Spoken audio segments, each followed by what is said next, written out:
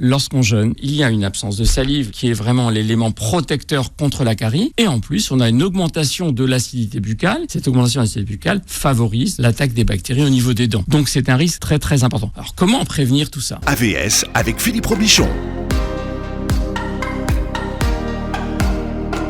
Voilà, on parle des dents pour démarrer la semaine avec le docteur Alain Hamzalag qui est chirurgien dentiste et qui publie « Et si votre dentiste pouvait vous sauver la vie » chez Hugo New Life. Alors vous expliquez dans votre livre qu'il y a des patients à risque qui doivent consulter plus que les autres, notamment les diabétiques. Pourquoi ? Parce qu'en fait, le diabète peut être déséquilibré par une infection dentaire. Et le diabète, on va dire, affecte également la santé bucco-dentaire. Les diabétiques, déjà, ont des gencives fragiles, ont un risque de carie plus important. Pourquoi ? Parce qu'en fait, vous savez, quand on a mal, quand on a une petite carie débutante, on a mal au froid, on a des petits signaux douloureux.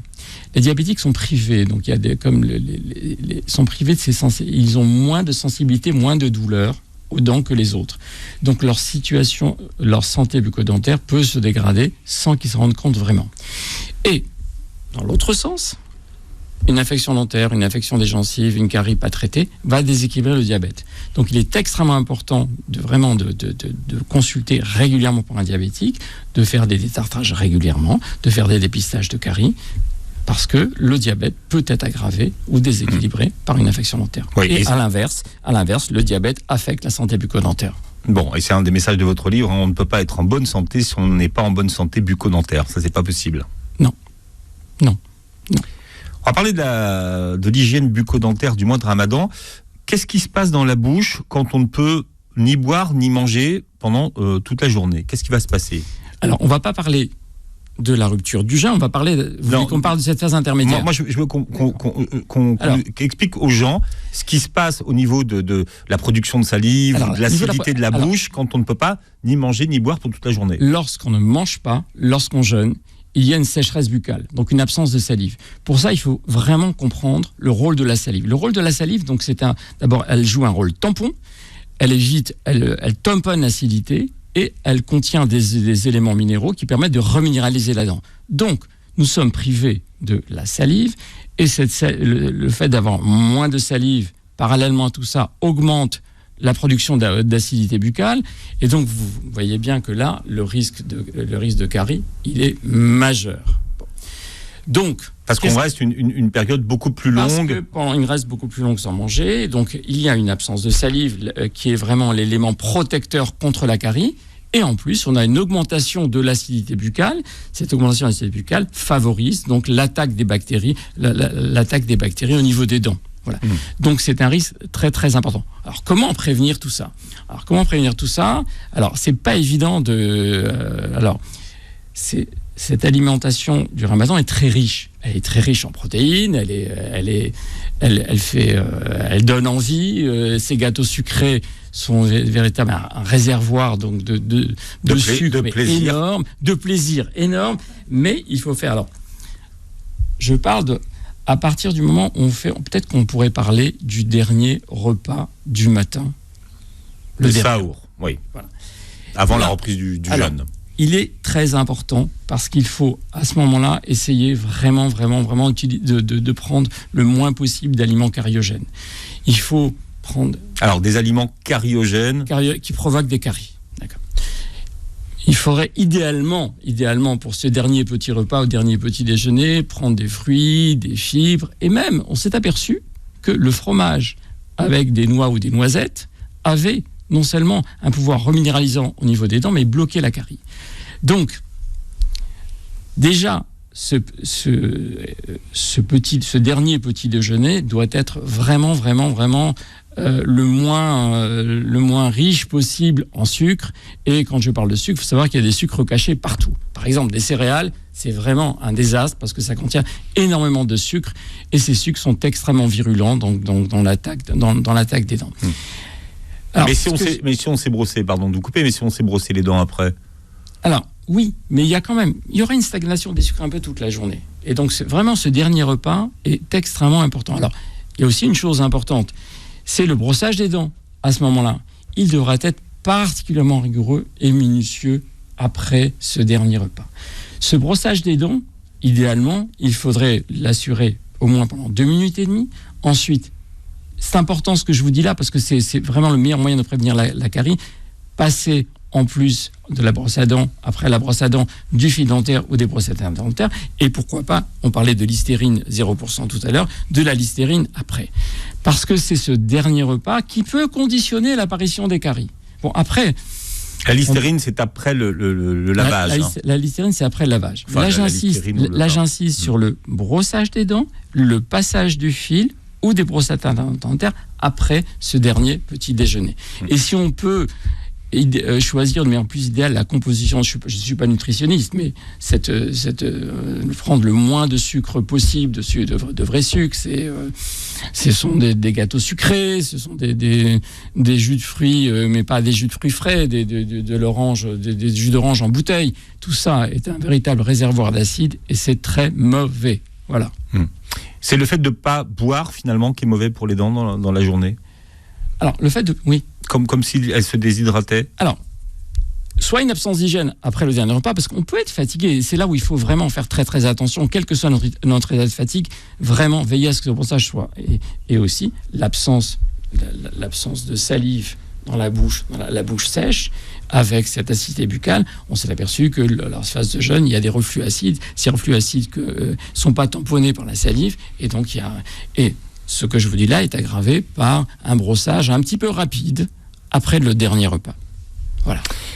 Et pour combattre ce qu'on appelle l'halitose, la litose, c'est la mauvaise haleine. Hein, Alors, pour combattre la litose... Est-ce que vous avez un truc Alors, il faudrait... Alors, là, il y a peut-être... là, je regardais un petit peu ce qui se passait. Alors, au Maroc, il y a la Fondation Hassan II, qui réunit régulièrement des médecins pour parler d'éthique médicale, d'éthique religieuse, et eux conseillent vraiment d'avoir une hygiène, bien évidemment, cette hygiène que je préconisais tout à l'heure, mais on va dire des brossages dans la journée. Alors, brossage, on peut discuter, parce que si jamais vous brossez les dents, vous avalez de l'eau, ou alors le faire sans prendre du dentifrice sans eau. Est-ce que c'est pas... Là, ça peut être l'appréciation. Ah oui, alors tiens, parce que ça, c'est une question qu'on pose jamais. Qu'est-ce qui se passe si on ne se rince pas les dents une fois qu'on a mis du dentifrice ? Écoutez, il ne se passe pas grand-chose parce que il faut normalement se rincer les dents. Mais à la limite, si on se brosse les dents et que pendant cette période du ramadan, c'est pas grave. Parce que ce qui est important, c'est ce brossage mécanique des dents qui vise à vraiment déloger la plaque bactérienne qui est venue stagner à la base des dents.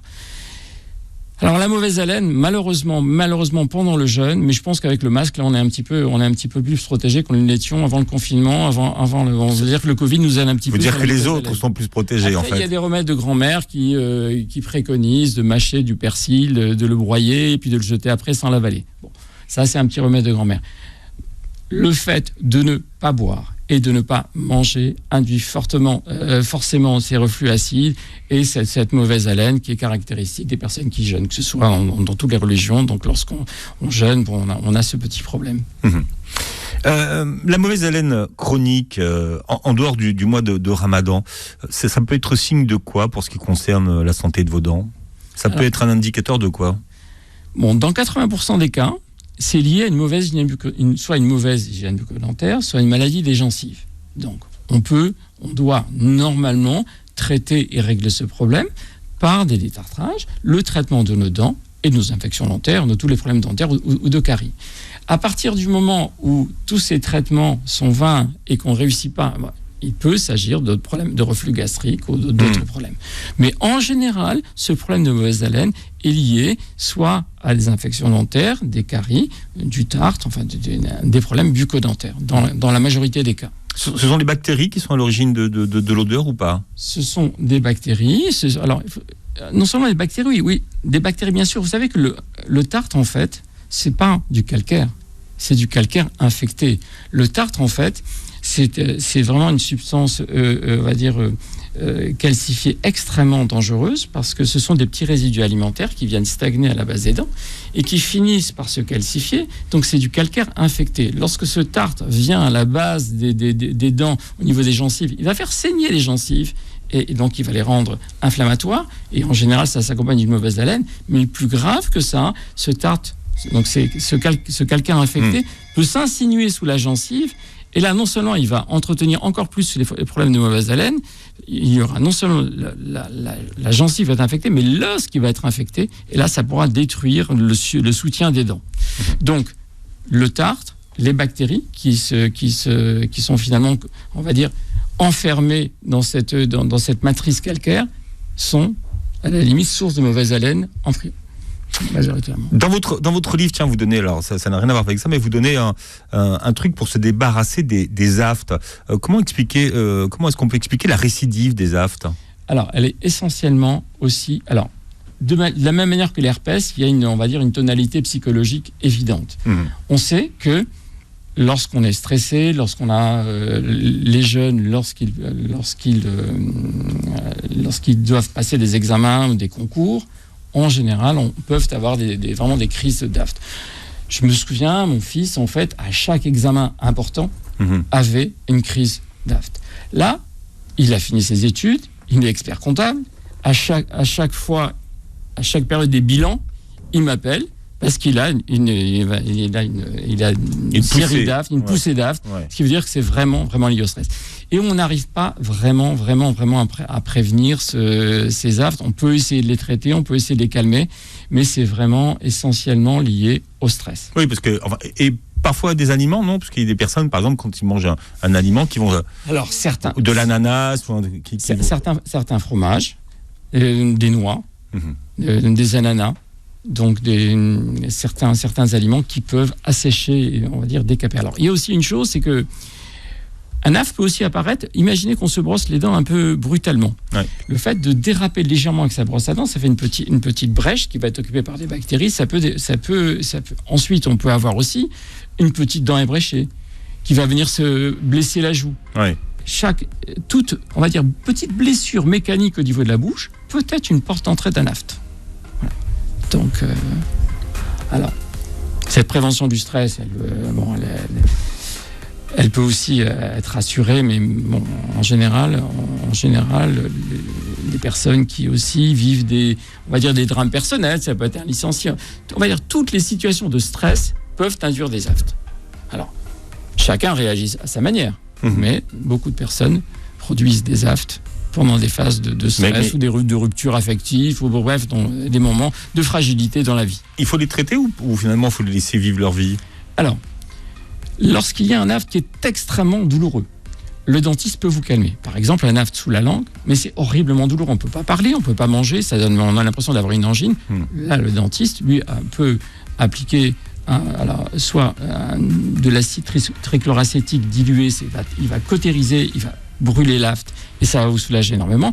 On peut aussi, s'il est équipé de laser, il peut traiter, ça c'est assez magique, il peut traiter cet afte avec le laser. Il va traiter donc l'effet mais pas la cause.